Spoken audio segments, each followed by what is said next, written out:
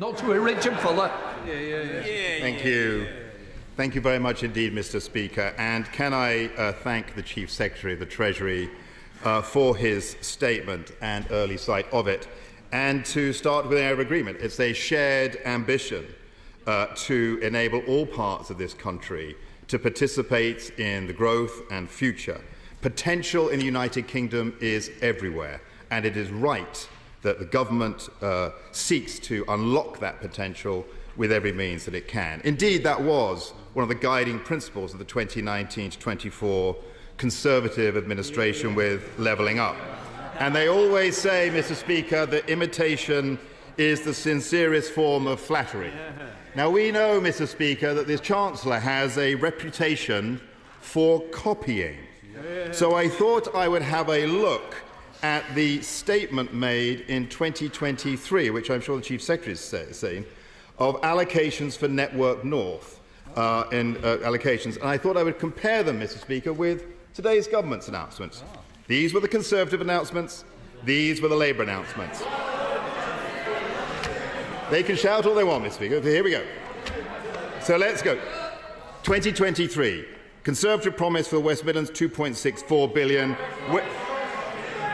I say to one of the members opposite, the Chief Secretary is only making a promise. £2.4 billion for West Midlands, 2.1 for West Yorkshire, 2.1 today, 2.5 for Greater Manchester, 2.5 today, 1.45 in 2023, 1.5 today, 1.581 for Liverpool, 1.6 today, 1.84 for the North East, 1.8 today, 0.752 in 2023 for the West of England, 0.8 today, 978 million for the Tees Valley in 2023, 1 billion for Labour today. Mr. Speaker, the truth is, and I know the Chief Secretary is occasionally good with numbers, but does he not agree that essentially what he's announcing today is nothing more than a rounding error on the Conservative plans for 2023? In fact, Mr. Speaker, the only difference between 2023 and 2025 announcements is that in our announcement, we would have spelt the town of Rotherham correctly. Mr. Speaker, the truth is that the Chancellor will go around the country rewriting history as frequently as she writes her CV. But nobody believes in her £22 billion black hole. What they do believe is that this Chancellor is open to change. She's going to roll back the issues on winter fuel allowance. She's going to roll back her botched welfare reform. She's going to roll back changes on the two-child policy. To Labour backbenchers opposite, I would say, look at their front bench, their Treasury front bench. They haven't got a spine. If you've got an issue in your constituency and you think you want to stand up for your constituents, make a bid for this Chief Secretary, because he will back down and give you the money. That's what we know from Labour. And we also know, Mr. Speaker, that in the analysis that the government is taking about the Green Book, what they're looking to do is change the assessments of the cost-benefit analysis. So my question to the Chief Secretary is, I do have a number of questions. Will he publish the benefit-cost ratios for each of the projects he's announced today? Will he state whether these have been evaluated on the existing Green Book rules or on the new Green Book rules? And will he today give an indication about what those rules might be?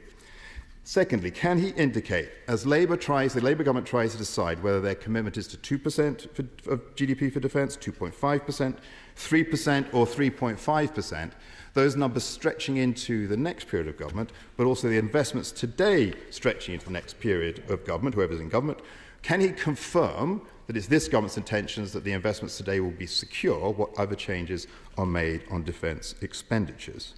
Mr. Speaker, the Chief Secretary said that he's able to do this because they changed the rules. That's enabled £113 billion more of investment. That's not quite right, is it? Because you can only afford the additional investment, a government can only afford the additional investment if people are prepared to fund it.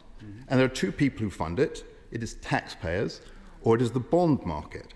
So can the Chief Secretary advise whether he is going to look for additional funding from taxes or whether he is looking for additional borrowing if there is a shortfall? Mr. Speaker, the truth is, despite what the backbenchers say, that this Labour Treasury team is out of its depth. It is addicted to tax increases. It is addicted to more borrowing. the Chief Secretary can republish as many press releases as he likes. But we know that because of the reckless mismanagement of the economy, come the autumn, this Labour government will be back for more. Yeah.